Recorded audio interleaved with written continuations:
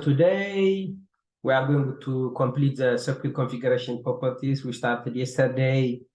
We will see hands-on how we can encrypt the database credentials and connect to the database, deploy our application, and test that. We'll see that, and the other important topic we are going to see is on fragments. There are different types of fragments when you design your application. For today, I have security scheme, user documentation, and data type. So we tested with REST Connect last time. We pushed our API design to Exchange, and from Exchange, we added it to our project. We used it as a REST Connect, and there weren't any placeholders for username and password or client ID and client secret. Today we are going to modify that, and we will see how it changes with REST Connect also. So yesterday we talked about okay.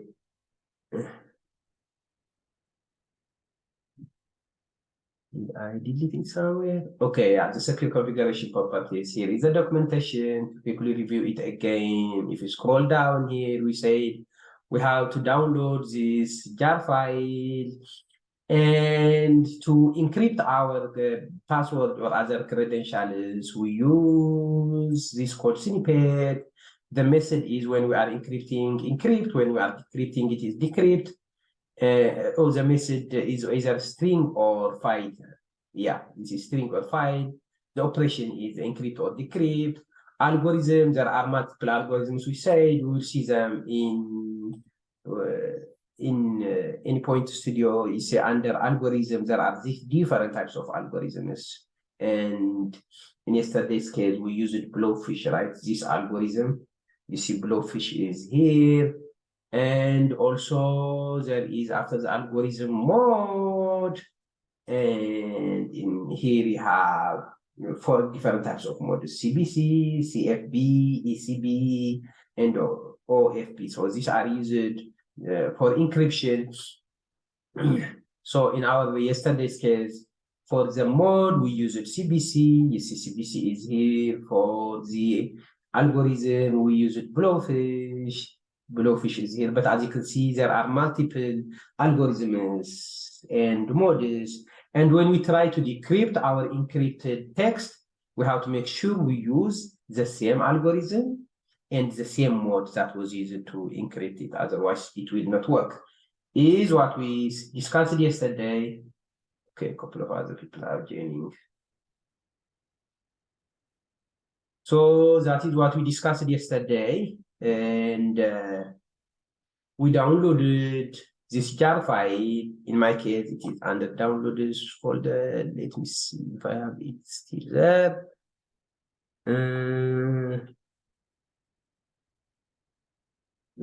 Okay, I will download it again. Just click it, download it to my downloads folder. Now we said we go to the downloads folder. I have it here, as you can see, in the downloads folder. Then here, you just click here and type cmd, or change your working directory to there. You can see now I am under downloads.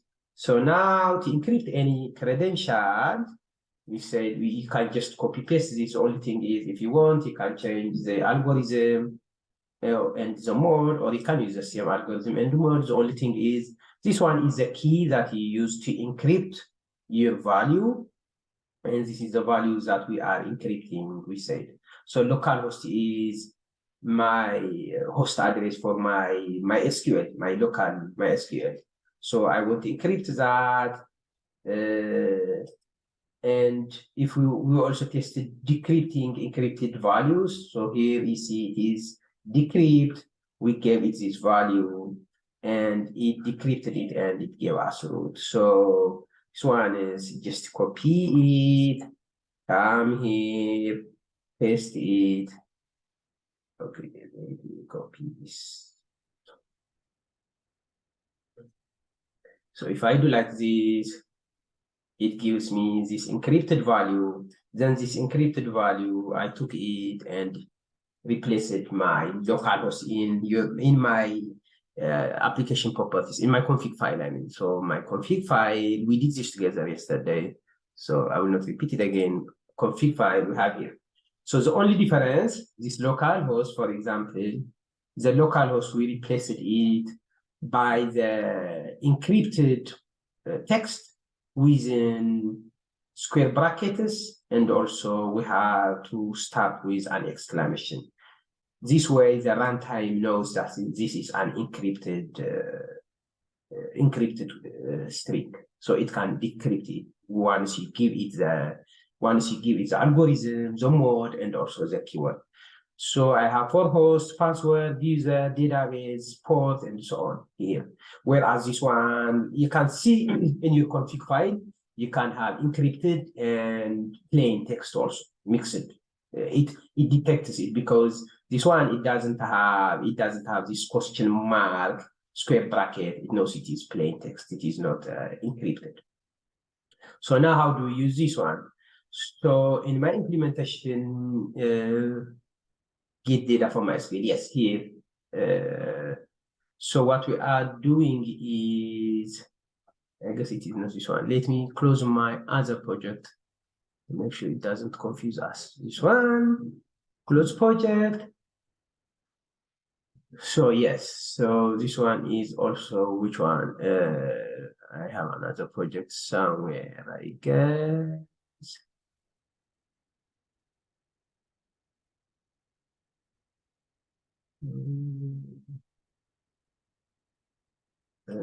Let me just close it. Okay, so anyway, here what it is doing is we are getting data from the database. All employees, we can fetch all employees or a specific employee based on the ID, and the ID can be passed as either ARI parameter here. As you can see, we are using attributes.URI parameter.employee ID. It can be passed also as a query parameter. We're practicing with this for a couple of months, as you can see, and this project is on GitHub. If you don't have it for some reason, you can get it from GitHub. You can also pass as header. We were practicing with this. Now, if you go to the global elements, here we have the database configuration. And the database configuration, let me remove this actually. I was testing. It was like this before. I want to do this together with you. Show password.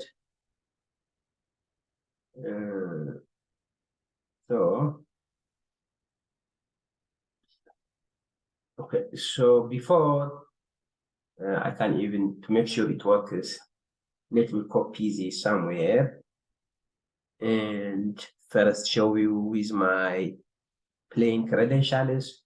So this is localhost, password is, I think, MuleSoft 2022, but I can also make sure that it is by decrypting the value I had there. So I can come here and change this value. I can give it the password I have, the encrypted password I have is this one. And the encrypt, I will change it to decrypt. So this should give us MuleSoft 2022. Let's see. Yeah, MuleSoft 2022. The database, the user is root. I remember that the database name is Northwind. And the port is 3306. These are the plain values.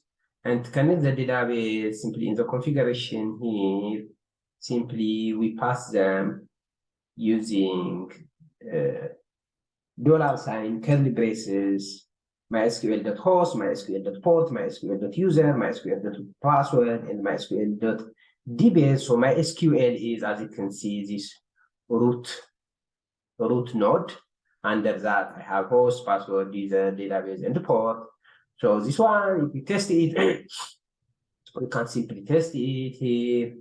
once in the connection, to remind again, the drop-down, you select MySQL, and also the required libraries in here, we simply select Maven dependency. So for MySQL, there is this coordinates we discussed when we talked about Maven. You see, group ID, artifact ID, version, and the type. So once you give Maven this information, then it knows which dependency to download and add to your project. That is what it is doing. And yeah, then this one, we can test the connection. The connection is successful. We can even quickly deploy it and test it.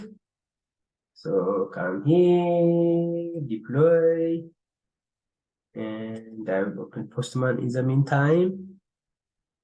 So this one, it gives all the employees in CSV format. So if I show you the code here, you have select star from employee means give me all the rows in the employee, all the rows and the columns. And here we are transforming it to JSON, and that's the last payload. So it returns the last payload in the flow. So it will return the employee's data in CSV format, and I can also open Workbench to show you.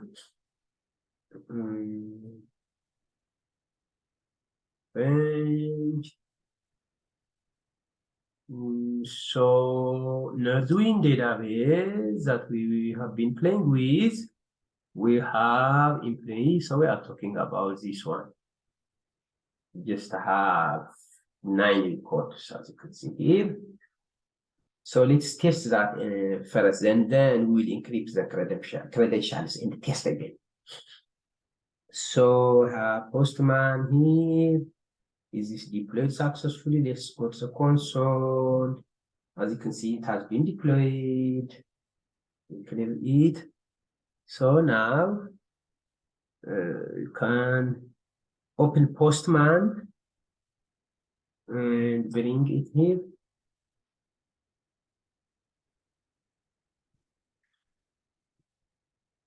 So paste. So the path for this one is get employees, as you can see.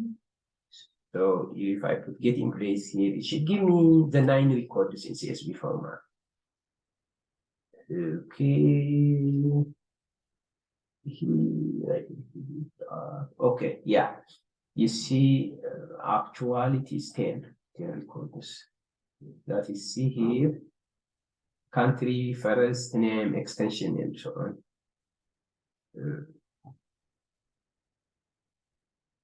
Okay. Counts the last one, but it is with missing values, all of them, empty row. Okay, anyway, as you can see, it gives us the data, all employees here.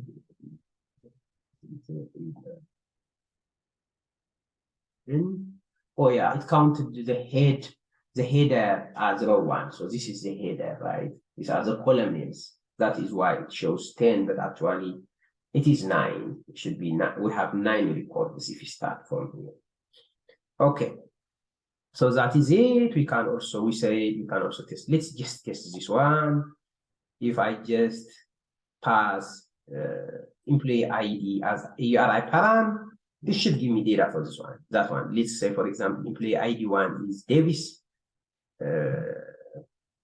Let's test that. If I we say the URI parameters, we pass them like this. So just if I put 1 here, it understands this is a URI parameter. So send. Okay. Oh, it is not getting place. It is. Let's see. Is it getting place? The pass. Get in play. Yes, singular, not plural here. So that's why it's a no listener defined for that one. So as you can see, yeah, Sarah, last name Davis. So it gave us records for that one.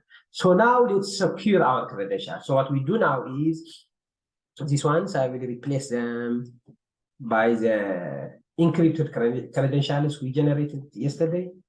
I have like this within the exclamation followed by square bracket, save it. There are a couple of other changes that we have to implement here. So the first one is from Exchange, we have to add the secure module. So click Exchange, search in Exchange. I have logged in already. So if I type secure, there is this MuleSoft configuration property extension. Select that, add, and then click finish. Now that module has been added here, as you can see.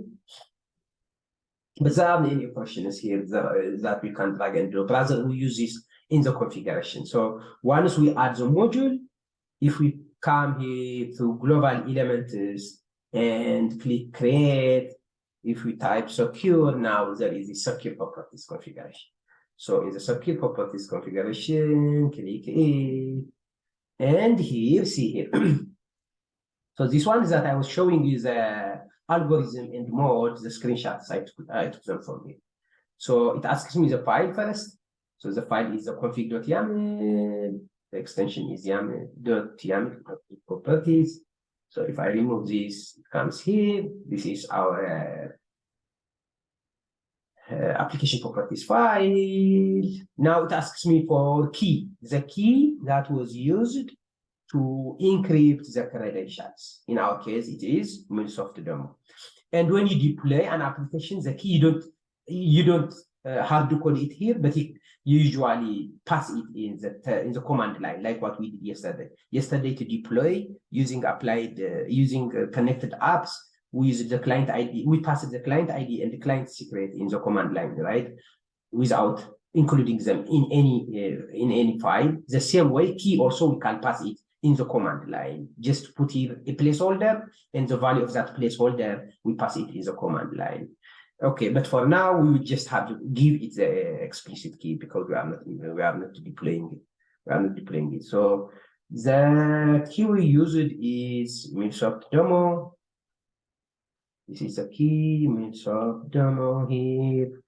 And this it asks us the algorithm endpoint. If you just leave the defaults here, and if the algorithm is not AES, then it will not work because this algorithm in the mode, they behave differently. So you have to make sure you provide the exact algorithm and mode you use to encrypt your credentials. Here's what we are saying here. This one, we used Blowfish, whereas for the mode, we used CBC. So that's it. Click OK. Now we have the secure properties. That is change number one. The second change is in our database configuration. If we just give it like this, it will expect that these credentials are plain values, not encrypted values. To tell it that, to tell the runtime that these values are encrypted values, what we do is we put secure double colon before all of them. We prepend these values with secure double colon. So I will put secure double colon here in all of them. Secure double colon here also the same thing. Secure double colon. So these are the changes. Two changes from the plain application properties. One, we added the module, and we provided the algorithm and the mode, and also the key used for encryption. And here also, we added secure double colon. So now I can test the connection. Actually, since, yeah, okay, it worked fine, even if it is running. So click OK. Now also we can test it. Send. Okay, maybe I have to start it, or what? Let's see. It could be updating it.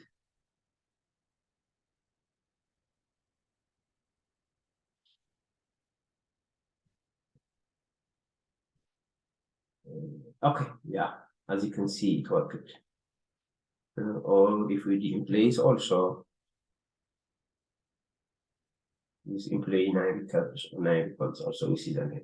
So that is how we use secure properties. So especially these secure properties, we will see how we can pass the key in a placeholder when we deploy our application. Okay, that is point number one for today. I think I have one question just really on this topic we just discussed it. Let me show you the question and then can share your answers in the chat box. So here we have not this one. First one that I want to show you is this one. So a database transformation needs to read a property name database.password from a socket property placeholder 5. That is what we just did, right? So what's the correct syntax to read such a property? To read such a property, what is the correct syntax? Let me see. Yeah.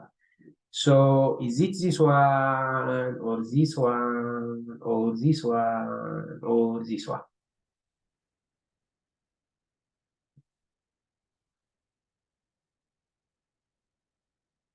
Can you share your answers?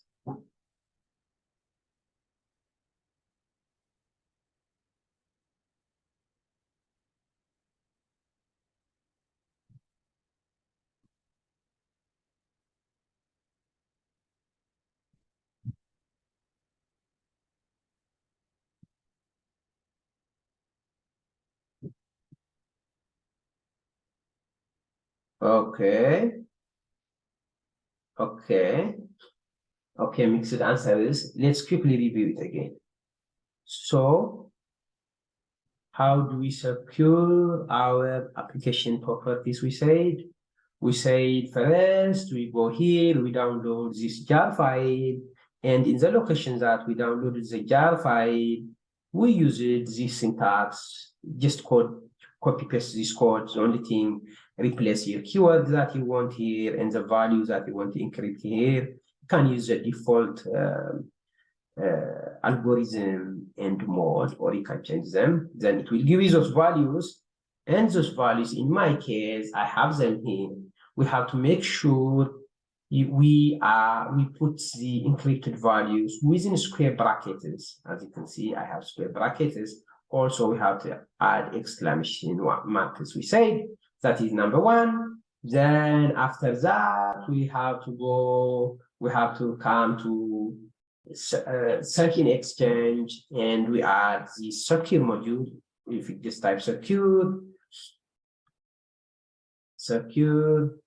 it is this one. I have added it already. You add that. We use that in the configuration to specify, to tell the runtime what algorithm and what mode with what keyword we're using for encryption. So once we add that, if we come to the global elements here, I have this. If we just click, we added it by clicking create. We have added it here. So now I just will edit it to show the values. So we specify the file that contains the credentials, the encrypted values, what key was used for encryption, and the algorithm, and so much. Now, in the database configurations, the question is about this one. In the database configuration, see, the other change that we made here is we added secure double colon. Before, it was just $, curly braces, mysql.host, mysql.host, mysql.port, mysql.user, and so on. But now, since these are encrypted values, we add this secure colon. So from that perspective, our answer here, if we see, is this one. We don't use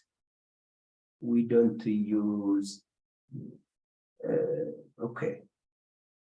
This is to get the value. So the data we've caught before, if it is not encrypted, this one will not serve. It was just $, curly braces, database.property. But now, since it is encrypted value, we add secure double colon. So that's the question. Go over it again, and if you don't understand it, I guess you will understand it once you practice it. So now the other topics we are going to see today are on fragments. So okay, Ethan, go ahead, please. I have two questions, if that's okay. Okay, Yeah. one is, So if you don't have any passwords or like usernames, anything that's that should be kept in a secure property, then is there a need for you to have like a properties file? No. Like if you're not connecting to a database or you're not like No. you're not storing any like passwords. Okay. No, So yeah. there's no need for that. Okay. And the Yeah. second one is when is like a good time to do the secure properties? Is it before you deploy and you like implement like CI/CD? Like when is it a good time during your project to do this? Because you're securing private or sensitive information. So are you doing this before you deploy and you're implementing, like DevOps and stuff like that, so they're not like exposed?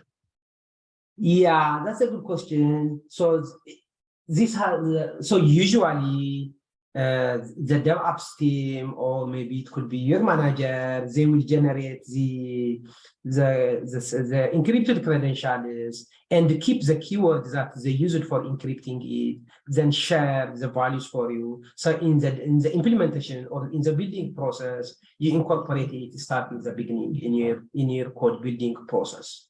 So it should be starting the beginning. So when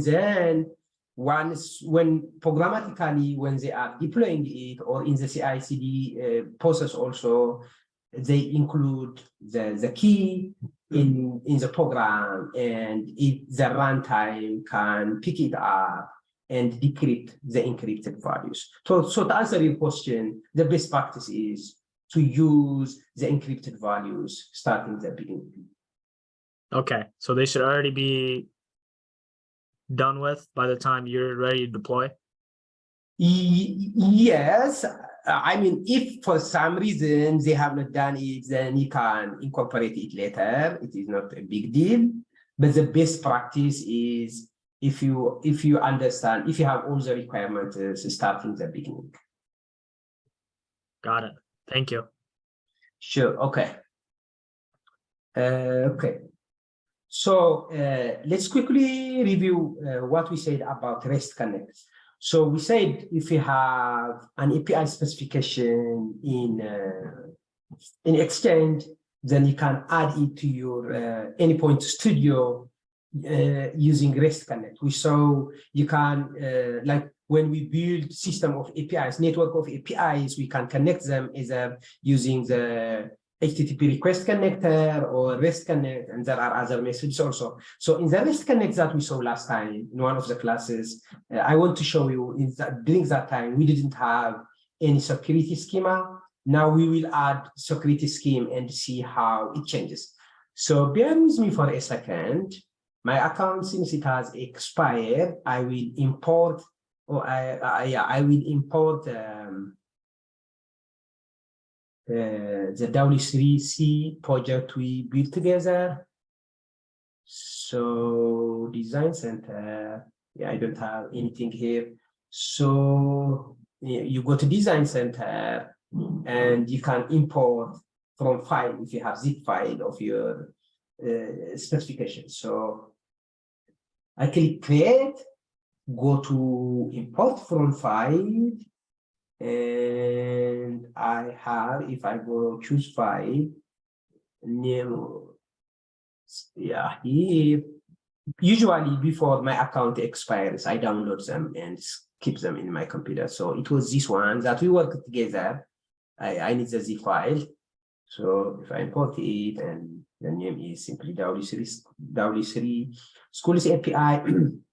It is an API specification. So today we are going to talk about the API fragment. API fragment is a portion of the API specification. It is a specification by itself, but it is not complete API specification. It is some part of an API specification. It could be about data type, it could be about security scheme, it could be some examples, it could be the data, the errors, and so on. So that is what we are going to talk about.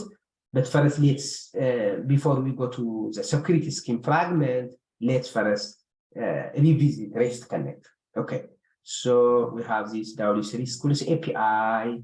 I'm importing it. We built this together, a simple example. So from here, we say we can publish it to Exchange, publish, and this is version 1.0.0, so just click publish. Now, if we have an application already published to Exchange, and if we are building another application that requested this application, we say we can use REST Connect and connect to the lower level application. It could be a system API, for example. If you are building a process API by integrating different system APIs, then you can use REST Connect. We said, and what I wanted to show you is, we have seen this before, but just I wanted to show you how it changes when we add security skin. So I will close this database for now. Stop it. And close this one. Okay, let's just build even a simple one, a simple example to save time. Or we have REST Connect somewhere. It's not searchable, that's the problem. Okay, let me go to the course workspace. So the course workspace is class workspace here. I go there and search for connect or something. REST. Yeah, I have this REST Connect. Which one is that? Because it is this one, REST Connect. So there is a project called REST Connect. Let's see. Scroll down to REST Connect is there. Okay, perfect. So we saw this in one of the classes before, but at that time we said it didn't show boxes to provide username and password, for example. So that is what we want to see today. So REST Connect example. So to connect an external application, we saw two ways to do that. One, we can use REST Connect. So here, assume here I am building an application. This application, it uses other applications. So to connect to the other applications, I can use this HTTP request. In the HTTP request, I specified the configuration. We specified all these configurations. So the configuration, let me show you by clicking edit. We have here the host. That was an API that was deployed to Cloud Hub. The port is 80 by default for HTTP. And in addition to that,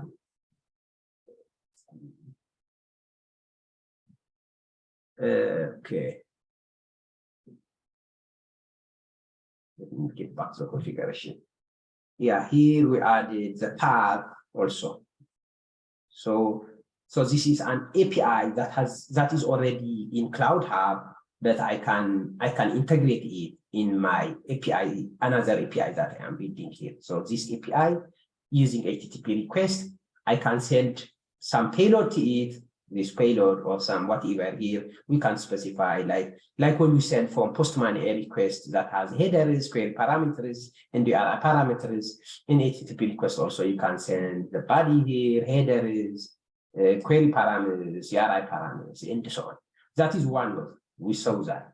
The other one that I wanted to show you today that I want you to pay attention is on the REST Connect. So for the REST Connect, what we did is you go to search in Exchange, and if I just click this one, since I just published it. So if I just search that API, I can get it here and add it, and click finish. It is already here. So once I do that, I can drag and drop it here. So it becomes as a connector. You see here as a connector. So this API that I am building, it can connect to other applications using the REST Connect. This is called REST Connect. And if you go to Exchange also, Let me duplicate this tab and show in Exchange.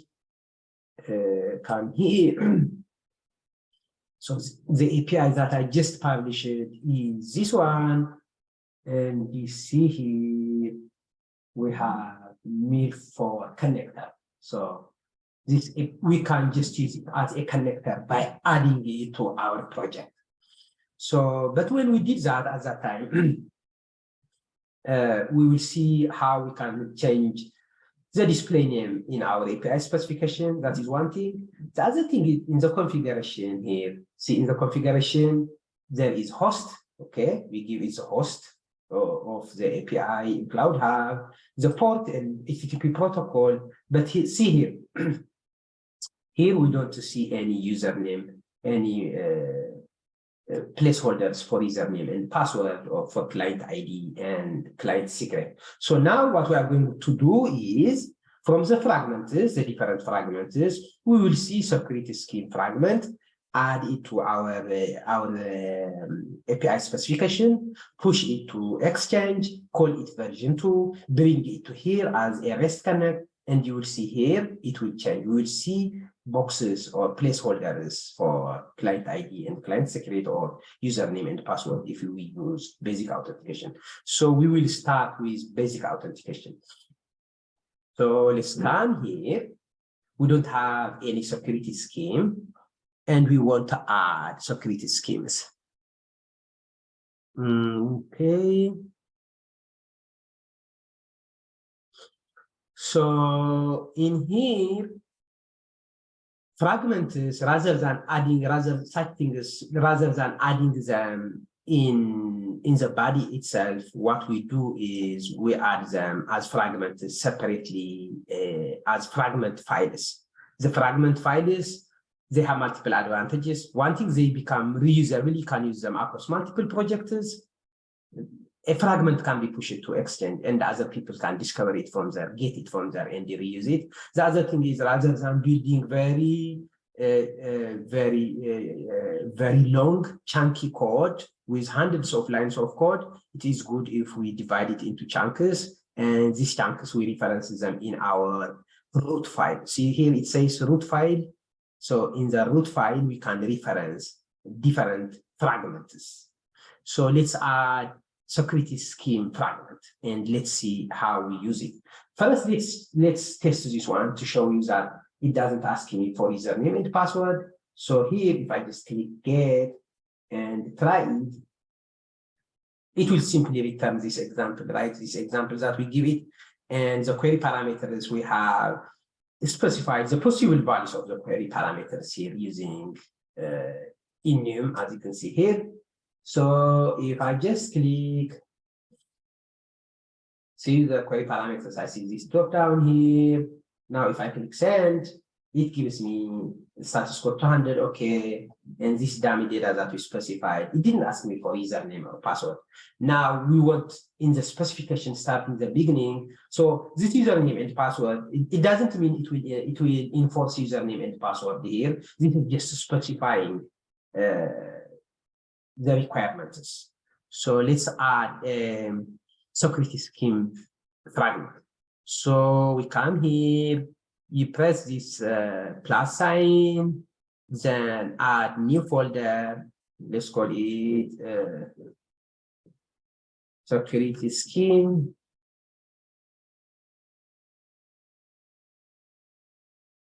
Okay.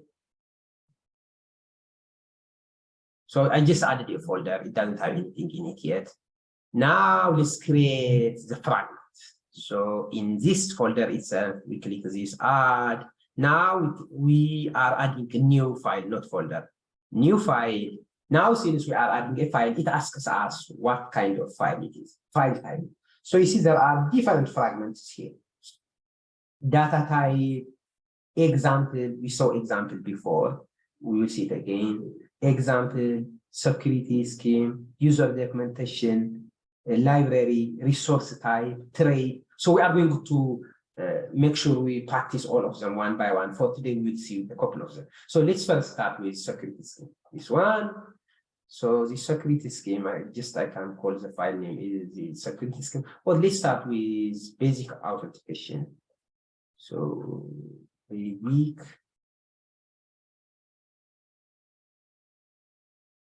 So as you can see, here it tells you what type of fragment it is. So this is security scheme. In the top, you can see what type of fragment it is. The security scheme, and the security scheme, this is required field type. So in the type, if I just click here, these are the security schemes it supports: basic authentication, digest authentication, or as 1.0, 2.0, pass-through, and X dash. So we will see some of them through time. For now, for today, we'll see basic authentication and this X dash. So let's start with this one. Here, I need space. And then once I click enter, it needs described by in here. And in the described by, we specify headers. And then from here, go down to authorization. Yeah, here. And just add the type. The type is string. Just type string. So this is basic authentication, minimum required. I mean, we can add description and so on, but just the required fields we have added for basic authentication. Now I can add this to my root file API specification, and when I push it to Exchange and use it as a REST connect, I will see it will ask me that username and password are required. Even here, when I'm testing it, also it will ask me for username and password. It is not enforcing username and password, but it has placeholder kind of thing. Okay, so now we can here to our root file, and we add our security scheme. And how do we add? If you just click here, it shows here under security, there is the security schemes. So click security schemes, and you give it a name. You can have different security schemes, like basic authentication for some resources, client ID, client secret enforcement for another one, and so on. So we give it a name. So I will call it basic.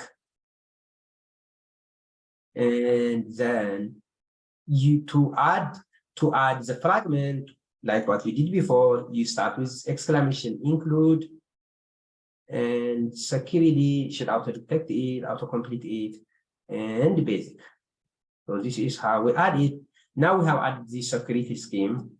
Now we take this one, the security scheme, and we just have one method here. So it's a get method. We want to secure this get method using the basic authentication. So we come here. What we do is, if you see here under security, there is secured by. So this method under this resource is secured by basic authentication. So this is how I add security scheme. So to summarize what we have done, we created a folder here. We called it security scheme. Under it, we added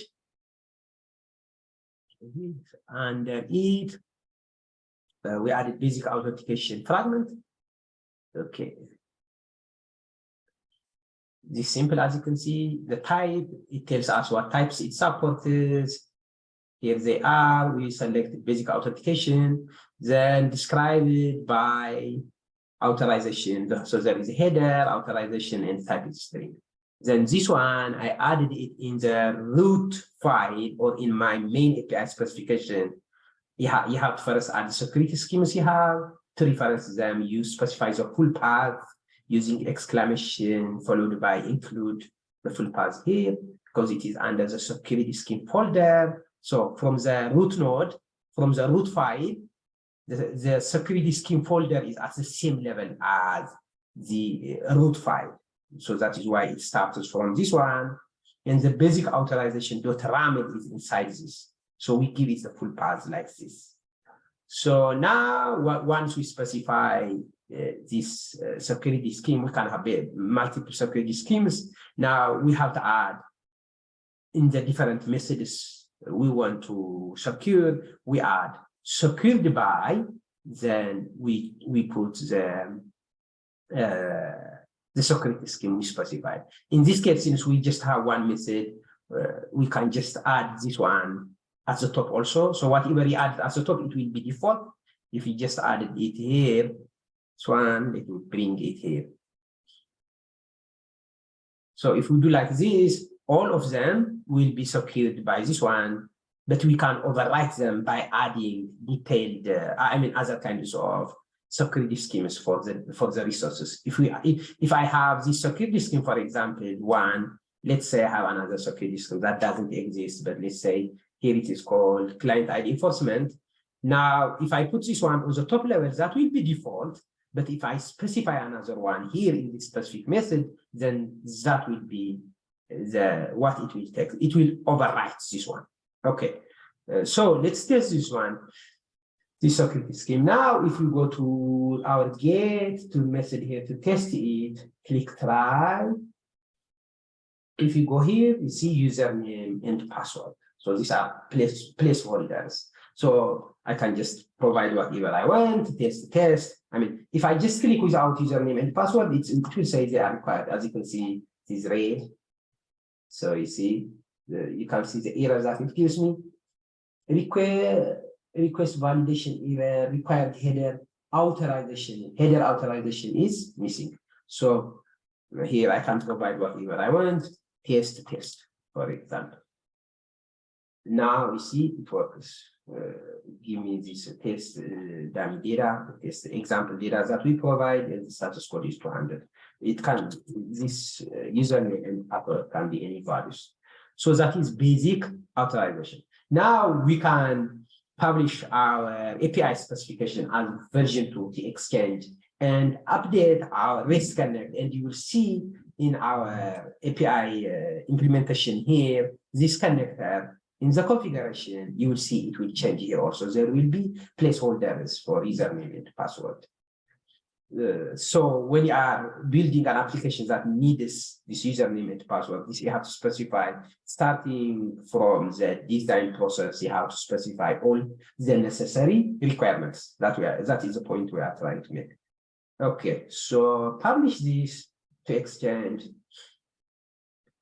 You see this version, asset version, before it was 1.0.0, now it is 1.0.1. Publish. And then here I will come to Endpoint Studio and update this. So just go to Exchange again to get the most recent version, W3. Yeah, here. Oh, no, I don't see the most recent version. Maybe it didn't push it. Okay. Let's see. I should see 1.0.3 W3.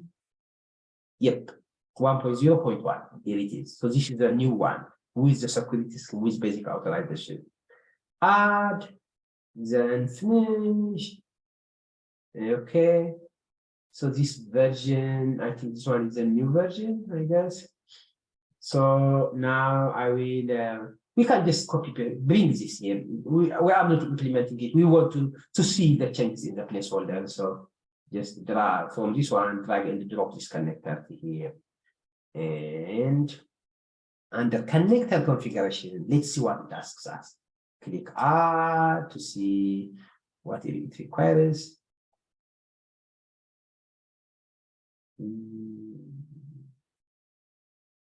Okay. Let's see. I don't know where it is going.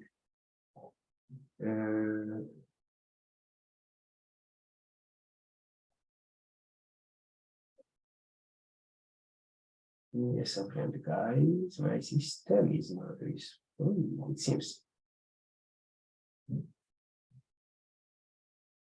Okay, I will remove this. Remove both of them and start over. So even connectors that you have added, you can remove the modules like this, remove module and start over again.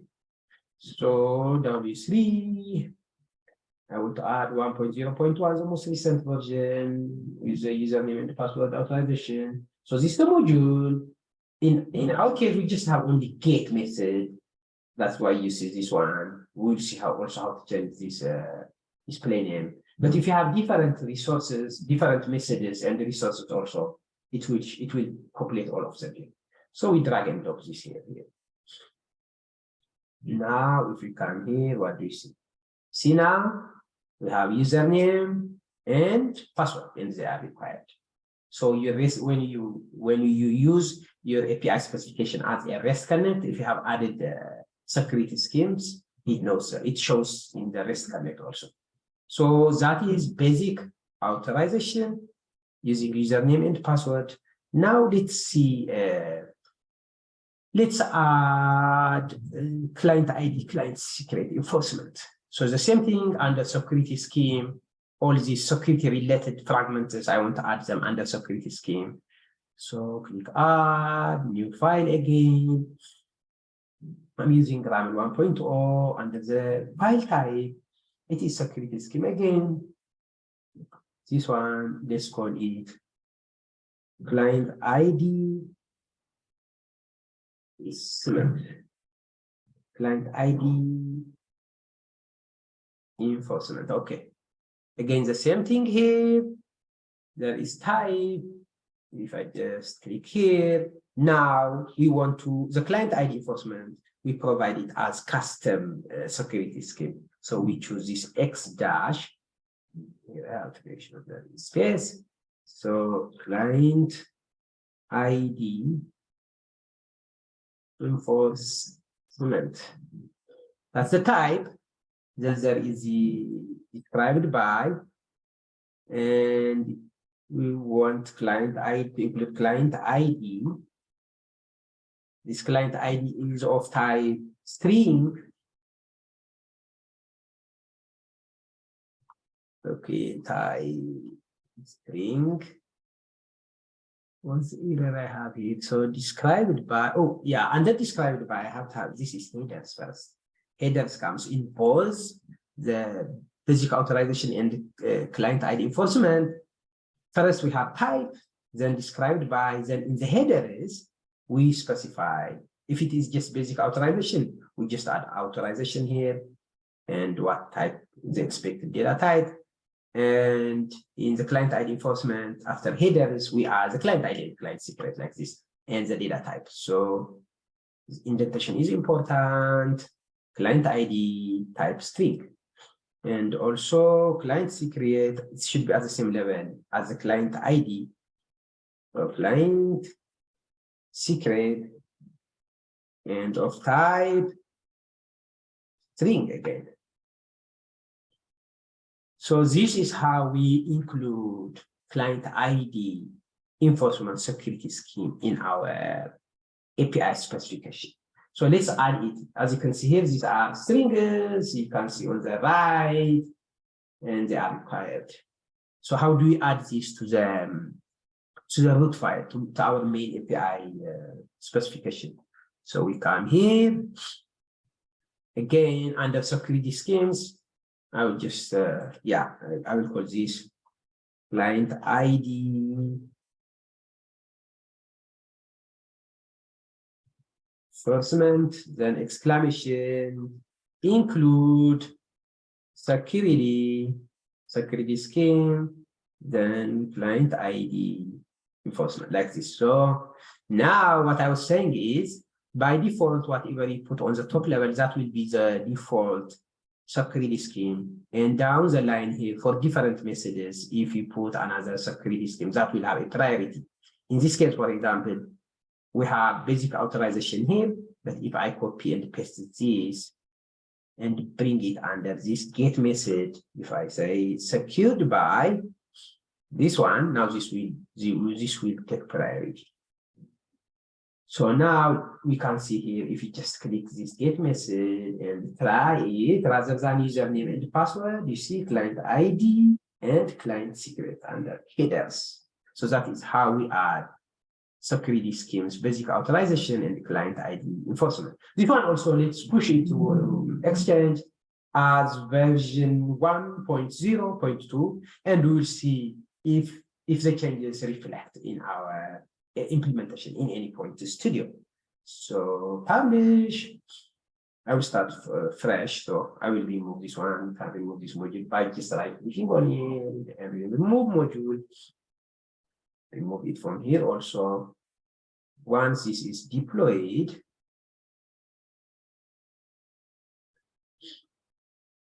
okay, let's see. Yeah, it has been published. Once that is published, I will come here, go to search in Exchange again, W3. It is this one. You see now, new version, we have 1.0.2. So when you go to Exchange, see different versions of an asset. So the different versions, they reflect some changes.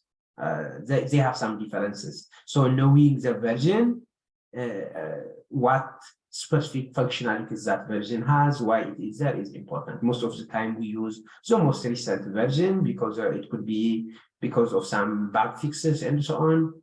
But usually, like in this case, for example, do you need a client ID enforcement or basic authorization? Yeah, in that case, knowing the version helps if it doesn't explicitly say whether it is client ID enforcement or basic authorization. So I will add this one. And also I will show you in Exchange, by the way, there is a fragment in Exchange without you typing all this code also. You can just bring in for a fragment from Exchange that MuleSoft provides. So this one also, here is the module, the same thing here. Now, if I go to my configuration, the username and password boxes, you will see them changed to client ID and client secret, as you can see here. Client ID and client secret. So what this means is, if we have an API that needs client ID and client secret that has this policy, and we are using it in the applications that we are building, then we can use REST Connect, and in the REST Connect, we have to make sure it has this placeholder so that we can pass client ID and client secret. Otherwise, let's say, for example, you are consuming this application, which in return depends on another application, and you want to send the client ID and the client secret from Postman, let's say. If you don't have these placeholders, how are you going to pass the client ID and the client secret, right? So understanding the requirements starting from the beginning and specifying it in your specification is really important. So let me quickly show you. Let's compare our basic authorization, for example. You see this simple code with what they have in Exchange. They have a fragment in Exchange for basic authorization. So just copy this, I will just search it. So if you go to Exchange, I have Exchange here. So under all types, you see different types here. We have connectors, templates, examples, and so on. So yeah, I want actually provided by MuleSoft. In mine, I don't have anything except what we just published together. So you have to go to provided by MuleSoft and search here. So if I search basic authentication, I have client ID enforcement with basic authentication. This is basic authentication. Yeah. Let's see which one was it.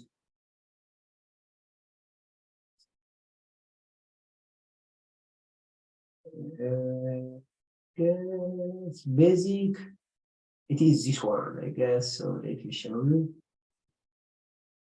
You can download and see the code. Basic authorization security scheme, download. And it downloaded this one. Yeah, I see it is a fragment. I can go under download to see this one. Let me extract it and show you what it has inside it. Okay. Go here. This one. So you see what kind of fragment it is. Security scheme here. And the type, basic authentication. Description, we didn't add description. This is optional, but it is good to add description so that people understand what that fragment does, what its purpose is. So there is some description here. We will see how to add descriptions and documentation also next. And here, the required ones are this one, described by also headers, authorization, and type string. This description are optional. So if you see the optional values, if you just remove this one and this one, and there is example also, if these are also optional, if you remove them, then you get the same code like what we typed. So that is how you include security scheme fragments. So what's the next fragment we want to cover? Okay, so we have covered this one. I have one question related to what we saw today. We saw it before also, but just as a refresher, I want to ask you again. So see this question. Can you share your answers in the chat? So what we see here, a RAML example fragment named bank accounts example.raml. So it is an example fragment. We saw example fragments before, but referencing the fragments for all of them, what type, irrespective of the fragment type, referencing the fragment in your root file still is the same. So a RAML example fragment named bank accounts example.raml is placed in the examples folder. So this is a folder, examples folder. Inside it, there is this fragment in an API specification project. What's the correct syntax to reference the fragment? So in your root file, how do you reference the fragment? Let's say its name is examples. The fragment, we are calling it examples. So examples colon for all of them. This is common, examples colon. After that, do we put hash sign or exclamation sign? Is the question.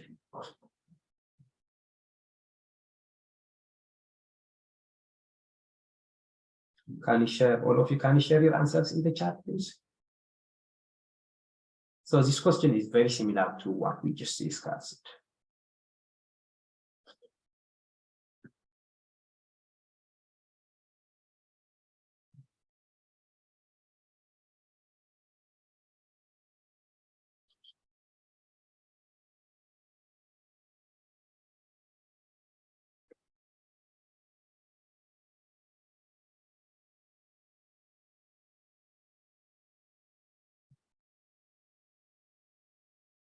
Okay. Thank you very much. Yes. Perfect. Yes. All of you are correct. So since the root file is at the same level as this examples folder, so after exclamation include, we have to put the folder name, and the fragment is inside that folder. It is exactly the same as what we have here. So we have security scheme folder here. Under it, we added, didn't we add two fragments under security? Okay, let me refresh it.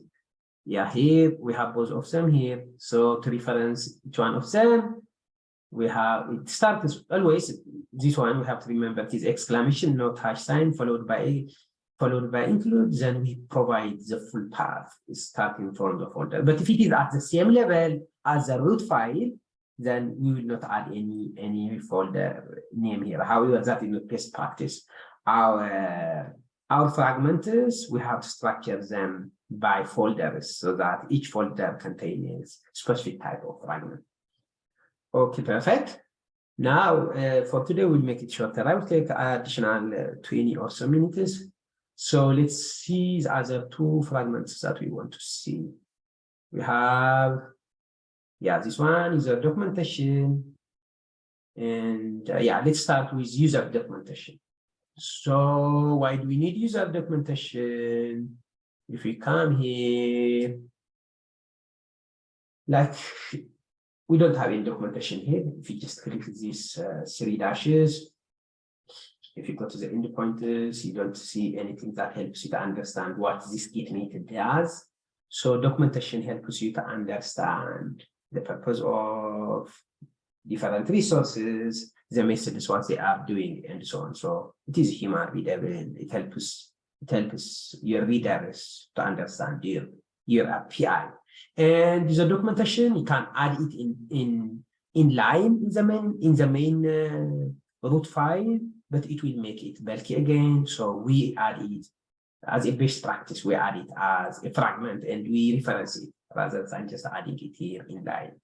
So let me add another folder, new folder, docs. Okay, and inside it, I will add documentation fragment, new file now. Under the file type, you will get user documentation. And you can give whatever name you want, just let's call it documentation and create. And by default, it needs title and content. So this is the title of the documentation, and the content you can write as much text as you want. That makes it descriptive. So title, let me call it W3 schools API, content, this API retrieves the requested W3 schools data in the requested format, for example. Now, this documentation, again, we have to reference it in our, root file. So here,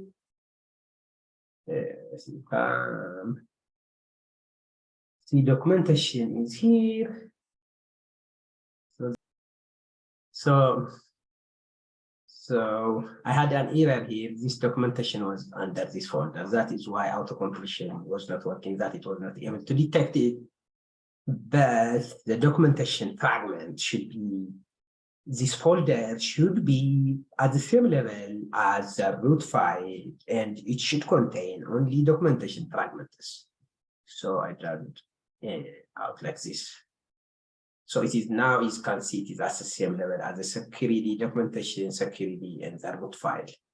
So to reference it, one is type documentation, then just here, include documentation, you can see it using the suggestion itself, documentation.raml. Now, if we just click these 3 dashes, which is the documentation, here is the documentation.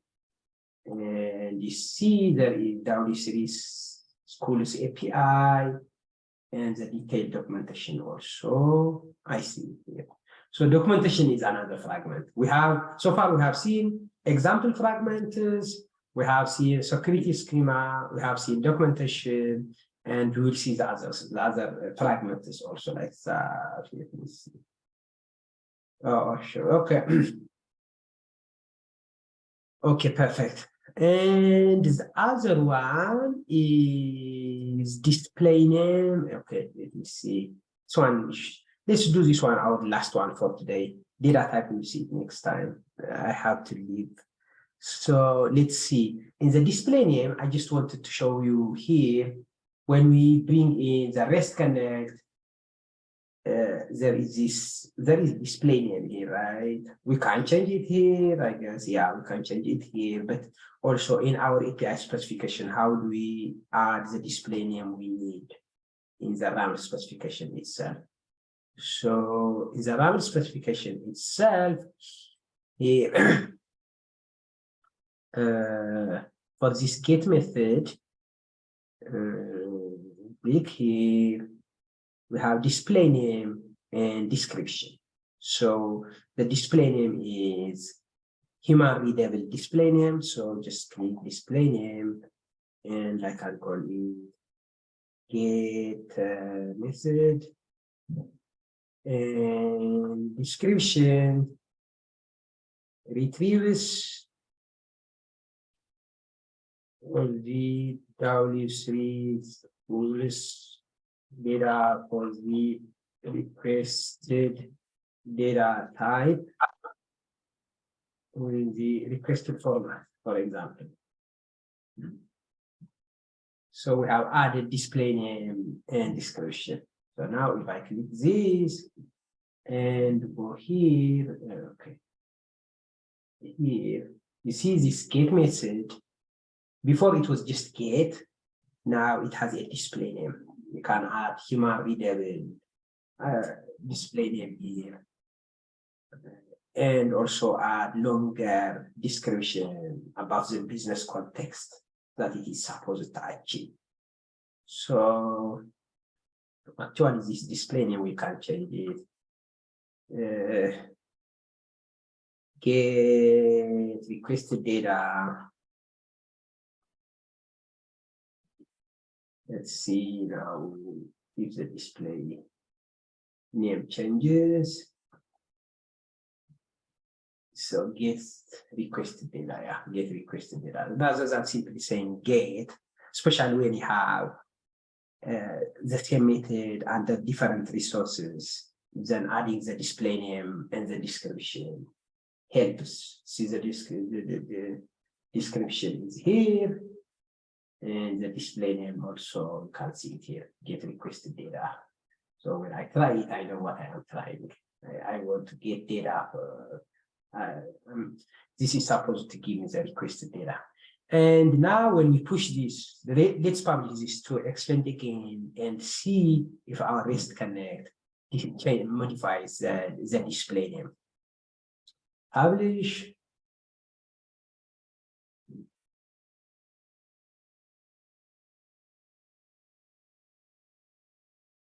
Are any of you planning to take the certification in the near future?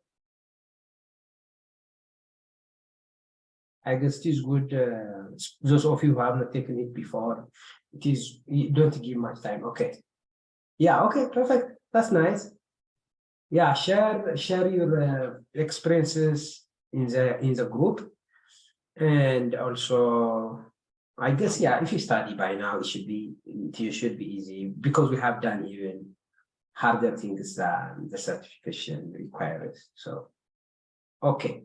Now let us update this. So I will remove this module and I will show you the display name and description also, if it gets reflected here. So search and exchange again, W3, EC1, okay, was it 1.0.3? Okay, let's see, I hope that's the most recent one.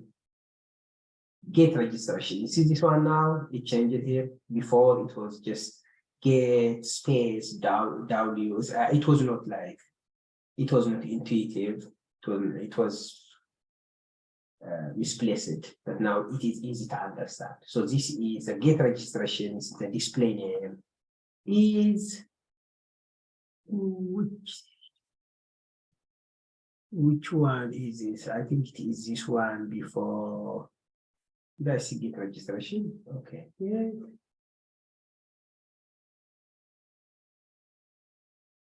Give me a second. Surprised when it has a get registration. It's the display name, get requested data with the display name I have. Here it shows get registration. Okay. Let me remove it and bring it again. It's almost recent one, so the version didn't change.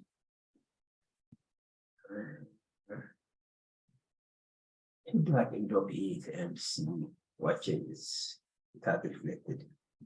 The display name, see here, display name has changed. Get registration. I think it didn't update. Like since I modified it, this one is the previous version. It didn't. By the time I pushed it, it didn't. Maybe save the new changes. Let me refresh it again. So get requested data, not get registration.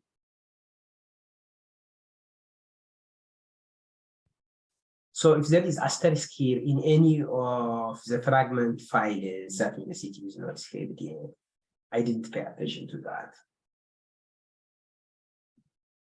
Okay. Remove from here, remove from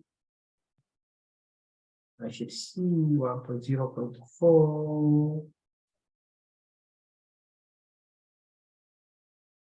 Get registration.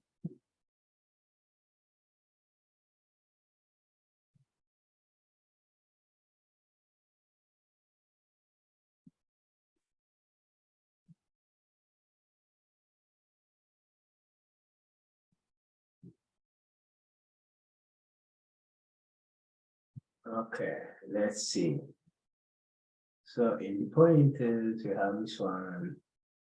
This is a display name. Get requested data. I don't know how it is getting get registration. There is no get registration.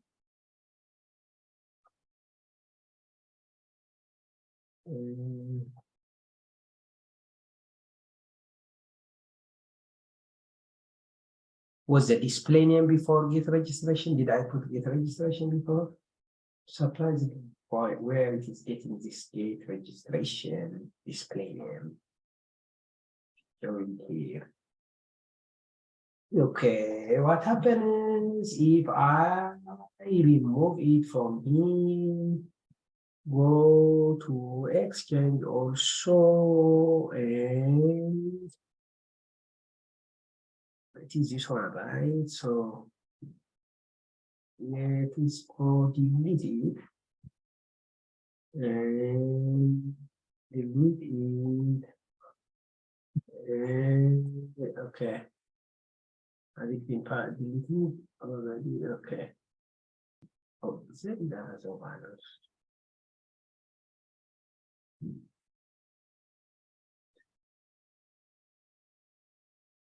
Okay, I guess something happened. I published it as two different assets, maybe.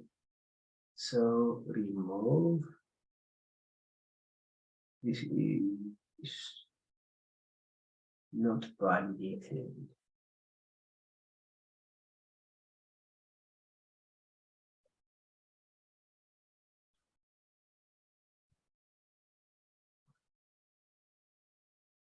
Okay, I will push a fresh version. Publish. So the display name is get requested data right now. Okay, it continues the same. What happens if I put the version as 1.0.0?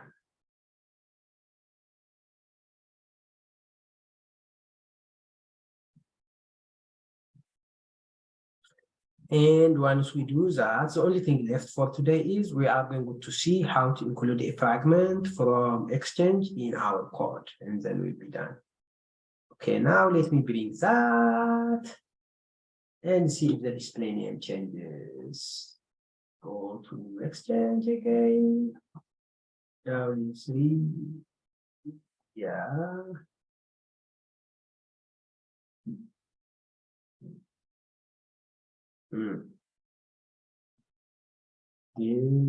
W3 schools, okay. Bring it here. Display name didn't change. I guess it didn't delete it. Okay, this is so weird. What happens if I publish it as a different version? Let's say version 2.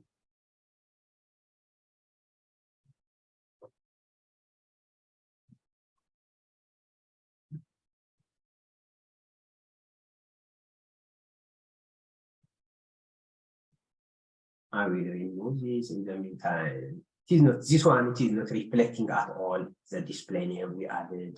And it seems it is using without the first version 1.0.0, even if I remove the original one and republish it, another one with the display name and description. The display name and description updates we made are not being reflected. That's what I'm trying again.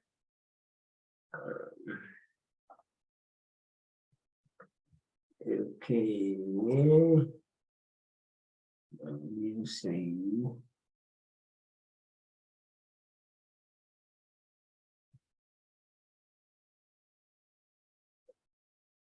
Yeah, here it comes now. It took some time. I think, yeah, it takes some time. I remember it takes up to 20 seconds or so to get updated. So now you see the display name. It got updated. You see this get requested data. Now, if I drag and drop this one, you can have multiple connectors here, multiple messages, and adding the description and the display name. Intuitive display names, it helps us to understand what each one of them are intended for.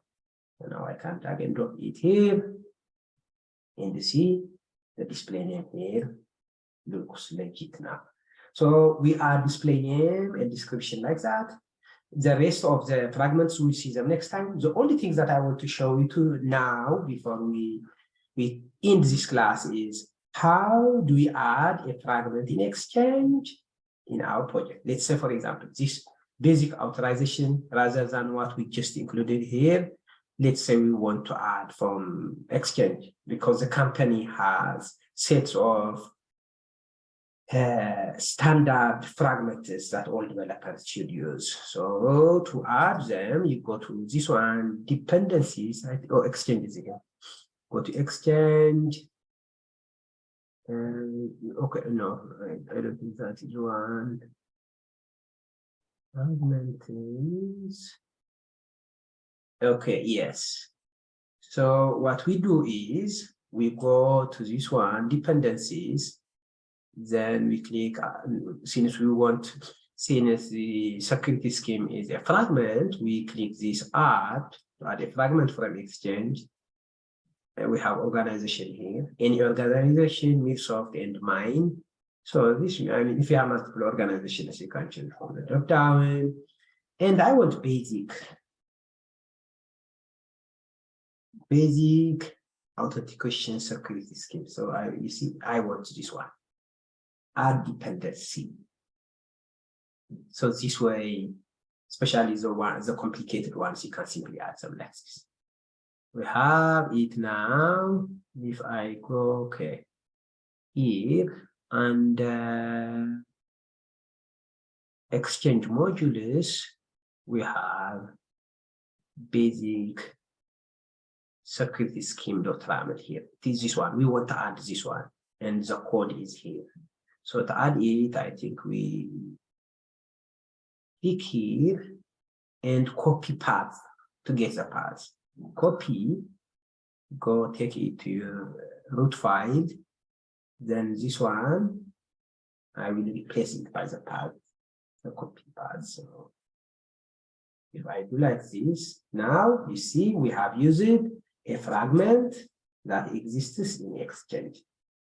So there are fragments shared by others, or you may have a set of fragments. The advantage, one of the advantages of fragments is that they are usable. Once you push that fragment from Exchange, it is discoverable, so you can use it again and again in different applications.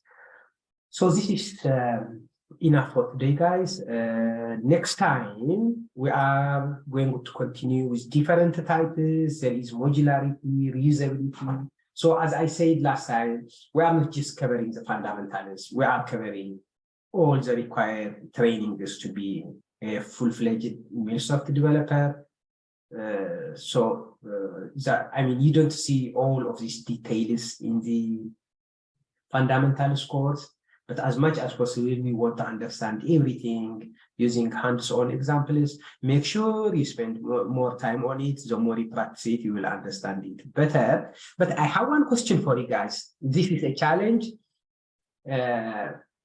Spend time on it. You can also research, but rather than researching and reading an article, I recommend building a hands-on application and try to understand. So the question is, this question, what it is saying is, let me get to my secure properties config file again. It was get MySQL here. So in your configuration file, here, you can have different credentials. Some of them are sensitive, like, for example, these credentials. Some others are just generic, like, for example, driver name, port and so on. Maybe these are already known, so you don't need to encrypt them. So the question is, can you have a mixture of plain text and encrypted text here in this file? And if you can, in here, how do you pass them in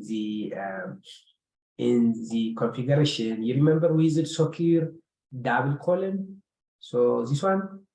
So how do you pass them is the question, this one. So you see, some Mule application property values can be displayed in clear text. You don't need to encrypt them. That is, example, database driver. You don't need to encrypt it. JMS queue, HTTP port, etc. This one is you can put them just in clear text format. While some must be encrypted because they are sensitive, such as database password. This one we'll see them. They are related with SSL and TLS with cryptography, key store, password, and so on. So which statement is true about clear text and encrypted properties? A, it says clear text and encrypted property values can be defined in the same property file, like what we have done. We have them together here. Here we have them together. This is clear text and these are encrypted. They can be put together, and clear text properties don't require the secure prefix. B, files containing encrypted property values must end with secure.yaml or secure properties. We didn't do that. It's just we have here config.yaml, and we specified in the secure configuration. We specified the file that contains the encrypted configurations, like in here.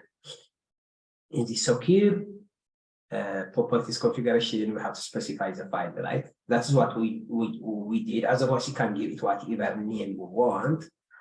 And C, clear text and encrypted property values can be defined in the same property file, and clear text properties require the secure prefix. Do they require secure prefix? The question. D, clear text and encrypted property values must be defined in separate property values. So test this one, think about it, see what you get. So while you are testing it, also you will practice and understand it better. We can discuss the answer now, but I want you to spend time on it to understand it more, to understand it better. So take that as a homework, and this is enough for today. Next week, we are going to see the other fragments we have. So if you click here, 5, remember we have other very important fragments we have trait, resource type, library, and data type. Mainly, we will first start with data type, trait, and the resource type, and the others also we will see, but we will understand as much as possible all of them. After that, then what is remaining mainly will be a minute test. We will also understand it from A to Z like that, and we will have CI/CD and miscellaneous of different topics and best practices. Yeah, so this is enough for today, guys. If you have any questions.